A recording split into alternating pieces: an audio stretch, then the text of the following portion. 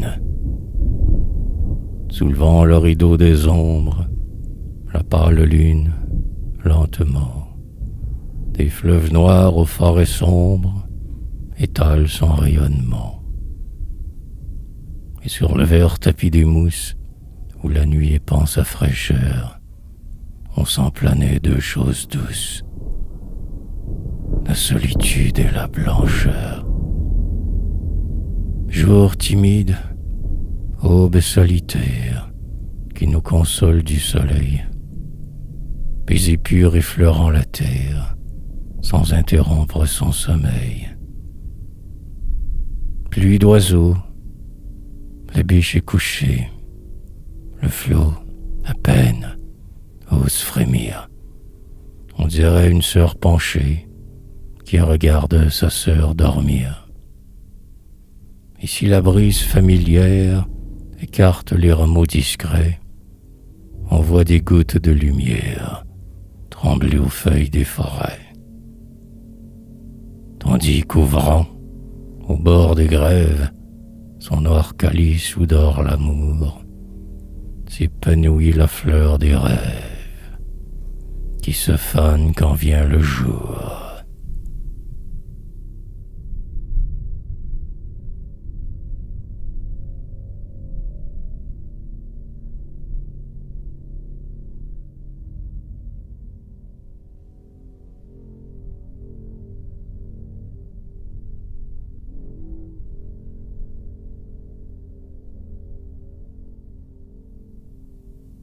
Et pourtant, aux lueurs, aux caresses, aux mystères, sourire étincelant que reflètent les eaux, silences argentés de la nuit solitaire qui flottait comme un voile aux pointes des roseaux.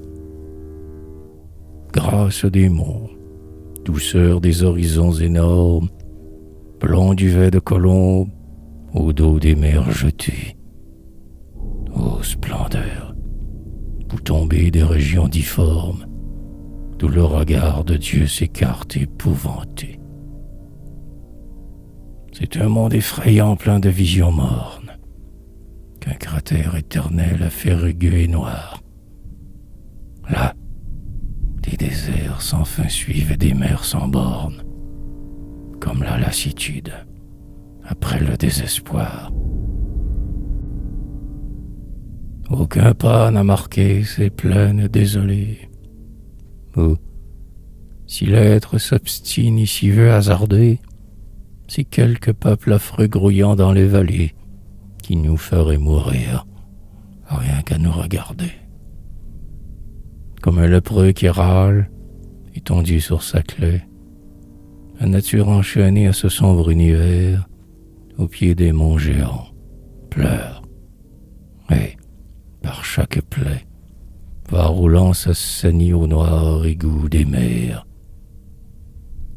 Et peut-être, ô terreur, quand du haut de la nuit verse sur nous le silence et la paix, la planète que ronge une angoisse inconnue, pousse un long cri de mort qu'on n'entendra jamais.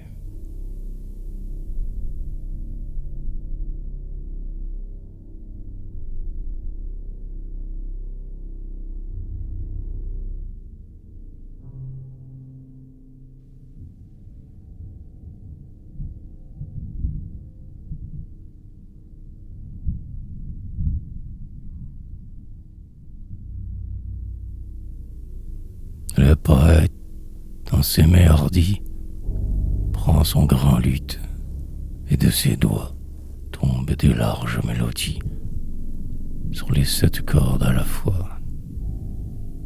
C'est une musique superbe où résonne tout l'univers, depuis la chanson du brin d'herbe jusqu'au dithyrambe des mers. La nature écoute, saisit. Et, comme un ruisseau de cristal, descend la douce poésie des sommets bleus de l'idéal. Tandis qu'en bas, de joyeux groupes, étendus sur la berge en rieur, boivent, en y plongeant leurs coupes, l'oubli du monde et des douleurs. Seul, au balcon que l'oiseau frise, la Vierge, sous ses rideaux blancs, croit entendre, au loin, dans la brise, la sérénade des galants, et rêve avec de molles pauses à celui qui, chantant pour eux, donne plus de parfum aux roses et plus d'amour aux amoureux.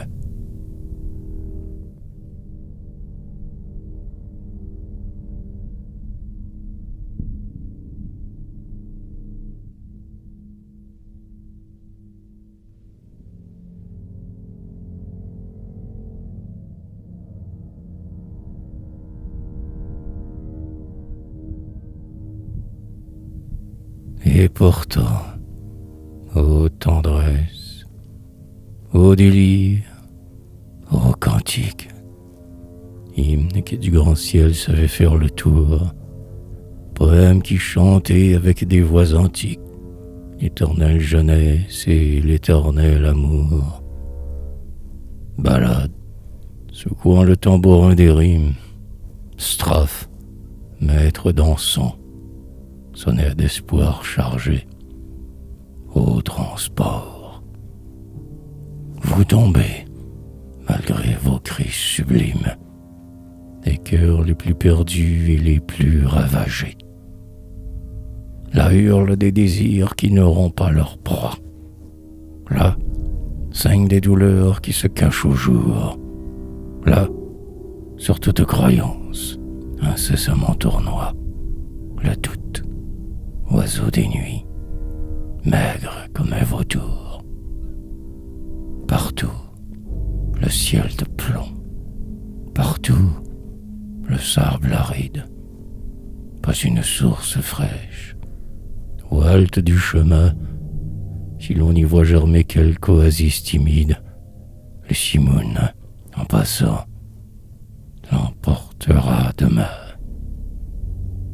Nul pas ne mesurait ces vastes solitudes, dont un sphinx éternel garde le seuil poudreux, tandis qu'au fond, dressant leurs mornes attitudes, les souvenirs muets se regardent entre eux.